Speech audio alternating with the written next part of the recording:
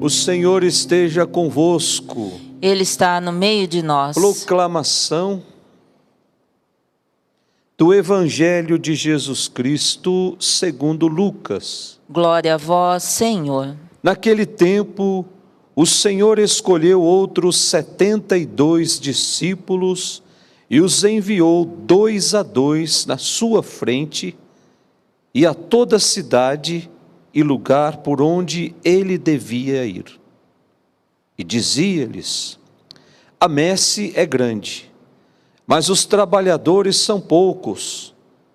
Por isso pedi ao dono da messe que mande trabalhadores para a colheita. Eis que vos envio como cordeiros para o meio de lobos. Não leveis bolsa, nem sacola, nem sandália, e não cumprimenteis ninguém pelo caminho.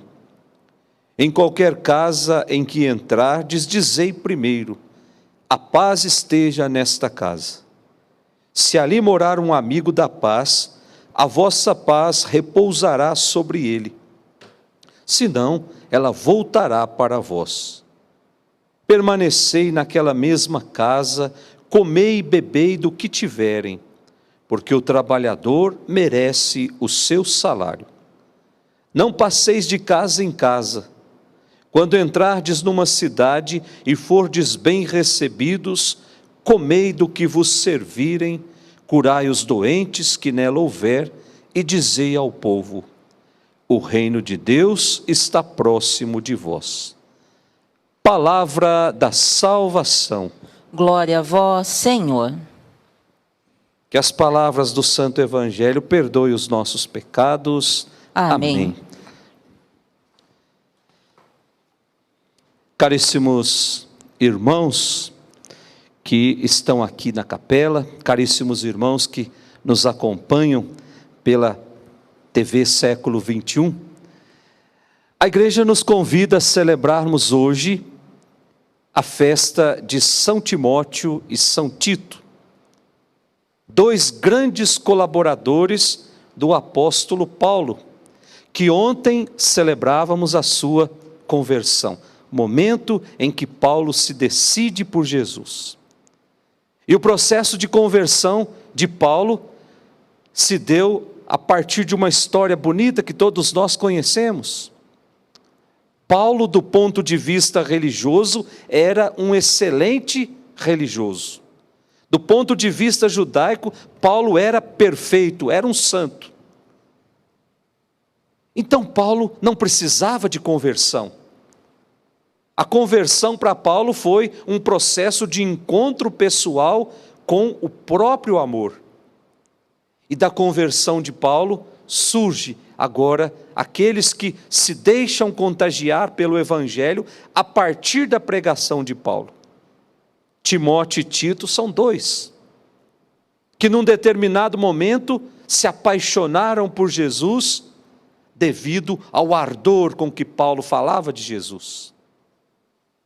Olha só a importância que se tem quando nós falamos de Jesus para as pessoas. Falar de Jesus da boca para fora é muito fácil. A gente fala bonito de Jesus para as pessoas, mas a nossa vida muitas vezes não corresponde àquilo que nós anunciamos. Por isso não tem mudança de vida. Por isso as pessoas fogem de nós. É aquele que Jesus chama de hipócrita, que fala bonito, que prega bonito, mas no dia a dia faz tudo ao contrário da proposta de Jesus. Esses não levam ninguém para o céu. Esses não levam ninguém para Jesus. E Paulo, quando se apaixonou por Jesus, ele mudou radicalmente de vida, a ponto de mudar o próprio nome. Não chamava mais Saulo, agora Paulo. Portanto, não queria nada do homem velho acompanhando esse homem novo. Por isso, muitos vão atrás de Jesus a partir do exemplo e da pregação de Paulo. Essa primeira leitura que nós ouvimos, 2 Timóteo, é uma espécie de testamento em que o próprio Paulo vai dando graças a Deus pela vida e pela missão de Timóteo. E relembra a Timóteo que ele recebeu um espírito de fortaleza. Ele não recebeu um espírito de timidez, por isso não há motivos para não ser testemunha do Evangelho. Não há motivos para não falar de Jesus para as pessoas. No dia do nosso batismo, meus irmãos, nós também recebemos esse espírito, espírito de fortaleza, nos torna fortes para que a nossa missão seja de fato eficaz. O nosso evangelho que nós acabamos de ler, o evangelho de São Lucas, o capítulo 10, nós encontramos aquele caminho espiritual que Jesus vai traçando para os seus discípulos, durante o qual Jesus vai oferecendo a oportunidade de transformarem o mundo. Primeiro Jesus escolhe 12 para estar junto com ele. Agora ele escolhe mais 72.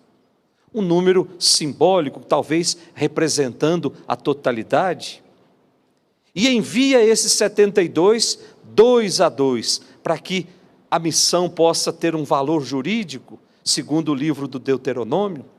Portanto, o anúncio do Evangelho deve ser uma tarefa feita comunitariamente, em comunhão com os irmãos. Eu preciso anunciar a mensagem de Jesus. Aqui está um dado muito interessante. Eu não tenho direito de, em nome de Jesus, anunciar as minhas ideias. Eu não tenho direito de, em nome de Jesus, anunciar as minhas vontades, até mesmo anunciar ideologias. Eu preciso anunciar a mensagem, a palavra de Jesus, para que se tenha credibilidade. Esses irmãos que se intitulam bispos, pastores, presbíteros, apóstolos, a sua missão, ela acaba por fracassar porque anunciam as suas próprias ideias. Não anunciam Jesus, porque quem anuncia Jesus encontra a resistência do mundo, diz o Evangelho de hoje. O mundo não quer saber da mensagem de Jesus, porque a mensagem de Jesus me obriga a mudar determinadas coisas no meu coração. Me obriga a ser um homem novo, a ser um homem coerente com aquilo que eu falo, a viver uma vida coerente.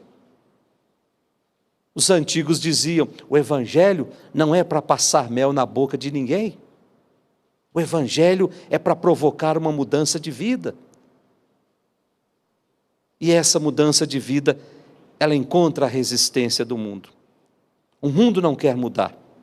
O mundo é esse lobo que vai hostilizar a palavra de Deus.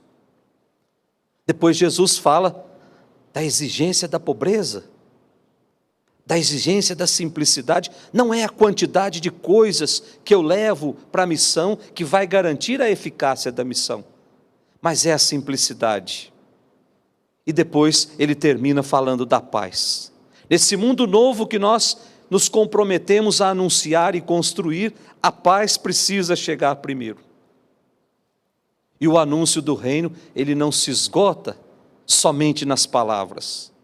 É preciso acompanhar esse anúncio, os meus gestos concretos, gestos de amor, de serviço, de perdão, para que a nossa vida possa de fato trazer as marcas de Cristo. Meus irmãos, vamos pedir nessa Eucaristia que nós estamos celebrando, que assumamos o nosso compromisso de batizados. A messe, ela é grande. Nós, enquanto operários, somos poucos. Por isso, peçamos nessa Eucaristia que Deus envie mais operários, como enviou Paulo, como enviou Timóteo, como enviou Tito, para que essa obra possa alcançar o seu ponto alto na conversão do mundo inteiro. Louvado seja nosso Senhor Jesus Cristo. Para sempre seja louvado.